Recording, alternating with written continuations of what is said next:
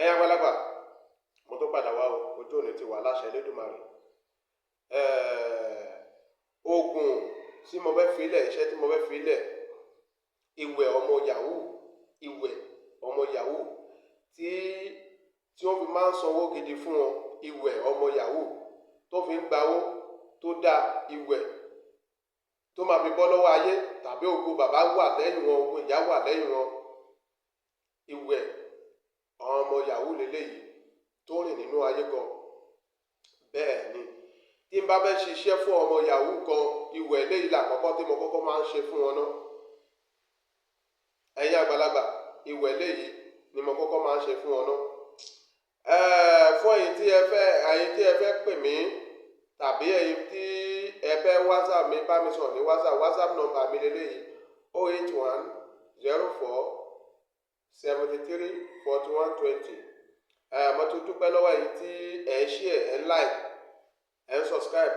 Ayé ò ní gbọ́ ojú náà, ò ní gbẹ̀mí náà, ò ní gbọ́wọ́ lọ́wọ́ yín o. Ẹ̀yin àgbàlagbà, iṣẹ́ náà lélẹ́yìí. Ẹ lọ bá mi wá ewé àkókò tó ní 9 lọ́nà 9. Ẹ tún wá èyí tó ní 7 lọ́nà 7. Ó ti yí àwọn àgbàlagbà bẹ́ẹ̀ yẹn. Ewé àkókò tó ní 9, ewé ẹ̀ tó ní 9, ìmí máa wà máa ní 9. Àìwá 9 tó ní 9 yẹn lọ́nà 9. Ẹ má jẹ́ pé ẹ má wá èyí tó ní hò tó ti dàrú, ẹ má wá èyí tó ti dàrú. Ẹ wá èyí tó 7 náà tó ní 7 lọ́nà 7. Ó ti yí àgbàlagbà. Ẹ lọ bá mi wá ewé òmísìmísì olókùn. Ẹ ti bá mi wá. Ẹ bá mi wá abo aláǹgbá kan. Ẹ ti bá mi wá. Ẹ̀yin àgbàlagbà, ẹ bá mi wá epo ọ̀bọ̀ tó fẹ̀ dáadáa. Ẹ bá mi wá ìyálóde pupa, ìyálóde funfun. Ẹ ti bá mi wá. Ó dògùn. Ẹ̀yin àgbàlagbà, àgbo rẹ̀ lélẹ́yìí. Ó tún ní ọṣẹ tá a máa fi ń wẹ̀. Ó ní ọṣẹ tá a máa fi àgbo rẹ̀ lélẹ́yìí. A kì í bomi tí a bá ti omi tí a bá mọ̀ pé ẹnìyẹn lè wẹ̀, òní ká a fi máa ń ṣe àgbo yìí. Àgbo wíwẹ̀ yìí báwo la ṣe máa ń ṣe? Ẹ gbé epo ọ̀bọ̀ yẹn sínú kòkò tí ẹ fẹ́ fi ṣe àgbo yìí. Ẹ fẹ́ fi ṣe àgbo wíwẹ̀ yìí. Kòkò tí ẹ fẹ́ fi ṣe àgbo wíwẹ̀ yìí. Ìwẹ̀ ọmọ yahoo ni o. Ó rìn nínú ayé tó bá dé ọ máa tó ẹ. Tó ń bá fún ẹ lówó tó fẹ́ pé ó torí ọwọ́ kan ni náà fi fún ẹ lówó tó bá wẹ iṣẹ́ yìí wà á bọ́ lẹ́ẹ̀kan náà wọ́n máa gbawó. Ẹ̀yin àgbàlagbà báwo la ṣe fẹ́ ṣe? A gbé ọ̀pọ̀ ọ̀bọ̀ yẹn sínú sísàlẹ̀ kòkò yẹn, nínú kòkò yẹn, a ti gbé sínú kòkò yẹn. Alágbàkọ akọkọ abókọ yẹn, a ti kó sí. Ẹ̀yin àgbàlagbà, ẹ ti kó sí àbí?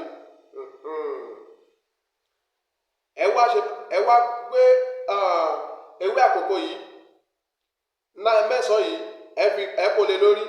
Ẹ kó 7 yẹn, ẹ kó lé lórí. Ẹ ti kó lé lórí. Ẹ wá mú ìyálóde pupa, ẹ kó lé lórí. Ẹ wá mú funfun, ẹ kó lé lórí. Ewé mísìmísì yìí, ẹ̀yin àgbàlagbà, ẹ wá kó ewé mísìmísì yẹn, ẹ wá kó lé lórí.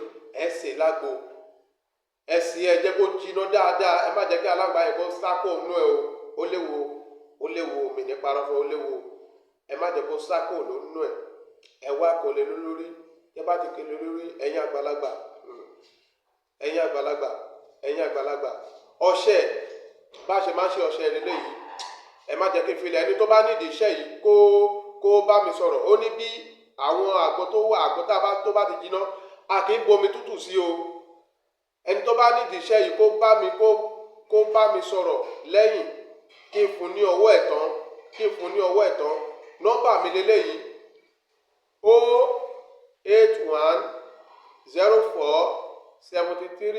08104734120.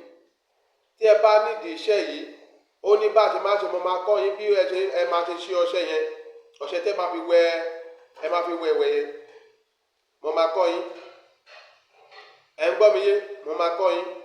Mo tún máa kọ́ yín bí ẹ ṣe máa ṣe àgbo yẹn. Tẹ́ bá dénú gbó lágo 12 òru la máa wẹ iṣẹ́ yìí. Ago 12 ago kan la máa wẹ iṣẹ́ yìí. ó ní bá a ṣe máa ń ṣe tá a bá gbé kalẹ̀ ó tún ní bá a ṣe máa ń ṣe ẹ̀yin àgbàlagbà ẹni tó bá nídìí iṣẹ́ ilé ẹ̀kọ́ sí nọ́mbà mi lélẹ́yìí 08104734120 kò ní bàjẹ́ fún yín láṣẹ Elédùmarè orúkọ mi ò yí padà ewé òdópin ẹni mọ̀ yóò mọ̀ yìí